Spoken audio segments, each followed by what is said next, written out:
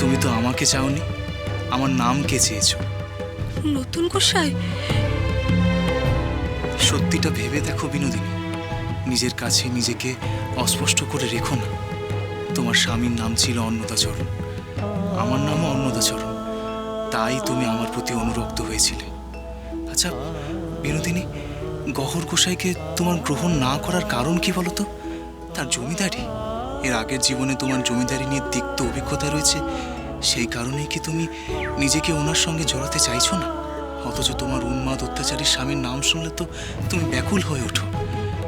তাহলে তোমার মন যদি বিরূপ হয়, তাহলে দুই ক্ষেত্রেই বিরূপ নয় কেন? জানি না, আমি জানি না।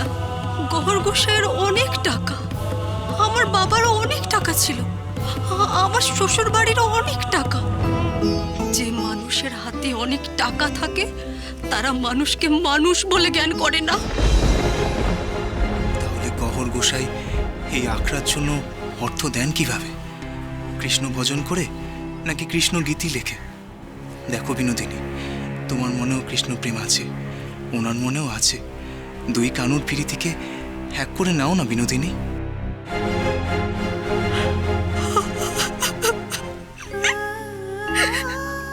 আমাকে এইভাবে আগে কেউ কখনো বোঝায়নি, তাই তো আমি জমিদারিকে ভয় পেলাম।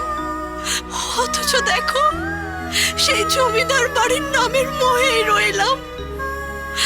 এই যে মারাত্মক ভুল আমার। খরগোশের সাথে আমি বড় অন্যায় করেছি, তাকে অনেক অনেক আঘাত দিয়েছি আমি। যে কোনো ভুল চাইলেই শুধরে নেওয়া যায়, তুমিও শুধরে নিও। আমি জানি তুমি সফল হবে। ভগবান তোমাকে তোমার জীবনের এক অংশে অনেক দুঃখ দিয়েছেন, যন্ত্রণা দিয়েছেন, আঘাত দিয়েছেন, কিন্তু দেখো এবার ভগবান তোমার জীবন আনন্দে ভরিয়ে দেবেন। এবার আমি আসি। নতুন গোসাই, একটু দাঁড়িয়ে যান। আমি সব শুনেছি। বিনোদিনী কি করবে না করবে তা একান্তই ওর সিদ্ধান্ত। তবে আপনার কথায় আমার চৈতন্য হয়েছে। আমি আমার ভাইদের সব জমিদারি বুঝিয়ে দিয়ে, সব ছেড়ে দিয়ে এই আখড়ায় চলে আসব। আমি এখানেই ওই রাধাশ্যামের পায়ে পড়ে থাকব, কীর্তন মাধুকরী আর আপনার মতো অতিথিদের সেবা করে বাকি জীবনটা কাটিয়ে দিতে চাই। আপনি আপনি আমায় আশীর্বাদ করে যান।